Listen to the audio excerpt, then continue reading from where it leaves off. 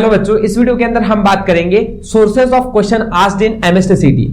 पिछले कुछ सालों के अंदर एमएसटीसीटी का क्वेश्चन पूछने का तरीका और लेवल बहुत बढ़ चुका है। वो क्वेश्चन वो कहां से पूछता है, क्या उनका माइंडसेट है क्वेश्चन पूछने से पहले, और किधर से वो क्वेश्चन उठा के डाल रहे हैं, ये सब चीजें हम इस वीडियो के अंदर डिटेल में बात करेंगे। ये वीडियो बनाने से पहले मैंने फिजिक्स के अंदर जितने भी कुछ सालों के पेपर थे 2021, 2022, 2023, इन 3-4 सालों का पेपर एनालिसिस किया है और आपको ये सारे एनालिसिस में आप लोगों को बता रहा हूं कि क्वेश्चंस कहां से आ रहे हैं। ठीक है, तो ध्यान से वीडियो को एंड तक देखते रहे और समझे क्या मैं बताने की इसमें कोशिश कर रहा हूं आपको।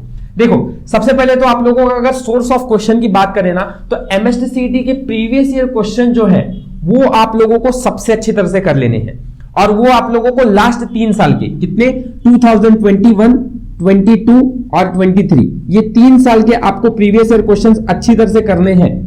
बिकॉज अगर आप एमएसटीसीटी के प्रीवियस ईयर क्वेश्चंस की रिपीटिंग की वैल्यू देखोगे तो 30% क्वेश्चन एवरी ईयर, हर साल आते हैं। हर साल 30% क्वेश्चन आपके सेम टू सेम रिपीट होते हैं, या तो सिमिलर मतलब बिना वैल्यू को चेंज किए हुए, या फिर थोड़ा सा वैल्यू को चेंज कर देते हैं और वो क्वेश्चन आप लोगों को डाल दिया जाता है।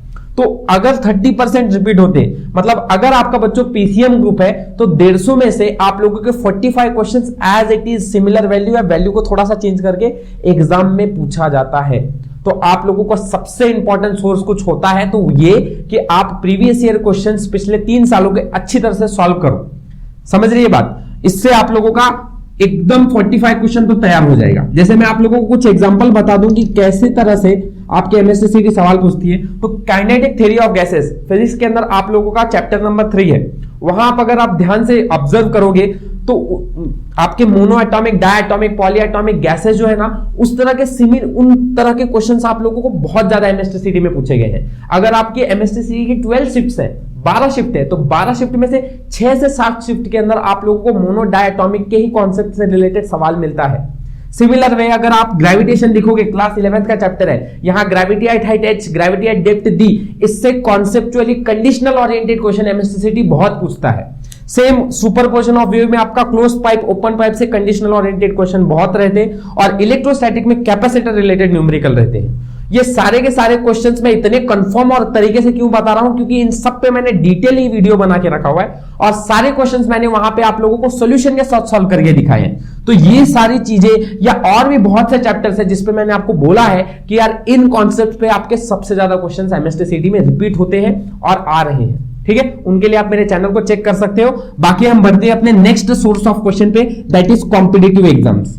कॉम्पिटिटिव एग्जाम्स का मतलब क्या कहने की कोशिश कर रहा हूं मैं, जैसे कर्नाटका सीईटी होती है आप लोगों की, गुजरात सीईटी होती है आप लोगों की, ये सीईटी के क्वेश्चन जो होते हैं ना, वो सिमिलर टाइप के क्वेश्चन सेम वही उठाकर एमएसटीसीटी डाल देती है यहां हमारे कॉम्पिटिटिव महाराष्ट्र एमएसटीसीटी में। समझ रही है बात? तो आप लोगों को इन तरह के क्वेश्चन सॉल्व करने की जरूरत है।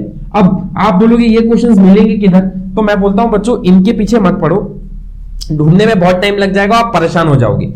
ये सारे क्वेश्चंस अभी से ही नहीं सीईटी कर रही है। सीईटी पिछले 6-7 सालों से यही काम कर रही है कि वो कुछ दूसरे कॉम्पिटिटिव एग्जाम्स के क्वेश्चन हमारे पेपर्स में डाल देती है। तो आप लोगों को उसके लिए सबसे बेस्ट सोर्स क्या होगा कि आप इसकी जगह पर फिर इस पे फोकस करो, इस पे नहीं, इस पे फोकस करो। मतलब कि आप अगर एमएसटीसीटी के सारे क्वेश्चंस जो प्रीवियस ईयर में पूछे गए वो कर रहे हो ना, तो आपके इनडायरेक्टली ये तरह के क्वेश्चंस हो रहे हैं। समझ रहे हो? उनके स्किल को सीखो सॉल्व करने की। ये मत करो कि ये कहां से आ रहा है, कैसे आ रहा है। तो अगर ये सब के पीछे पड़ोगे तो आपका बहुत टाइम चला जाएगा। इससे बेटर है फोकस हियर।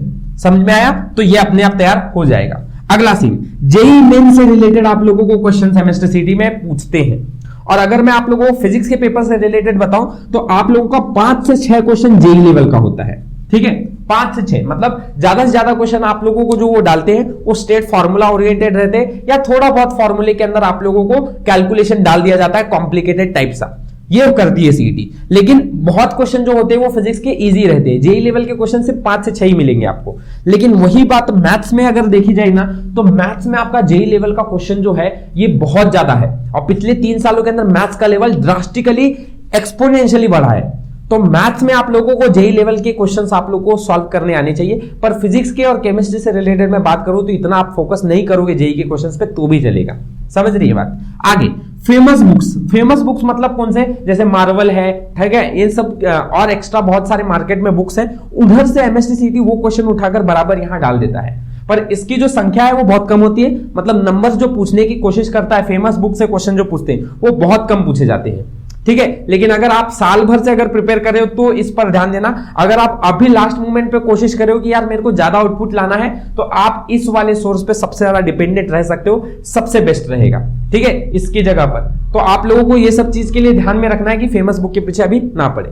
और मैं कंक्लूड ये करूंगा आप लोगों को अच्छी तरीके से कि एमएसटीसीईटी सिर्फ आप लोगों को दूसरे क्वेश्चंस उठाकर सिर्फ एमएसटीसीईटी में वापस से डाल देता है। तो आपका ज्यादा फोकस रहना चाहिए कि यार मैं कैसे भी करके ज्यादा से ज्यादा न्यूमेरिकल सॉल्व करने की कोशिश करूं जो मेरे को प्रीवियस ईयर पूछे गए हैं, और मैं अपनी स्किल को सुधारने की कोशिश करूं, क्योंकि न्यूमेरिकल्स को सीखना जरूरी है, स्किल्स को डेवलप करना जरूरी है। कैलकुलेशंस आप लोगों को खुद को आने ही चाहिए, समझे।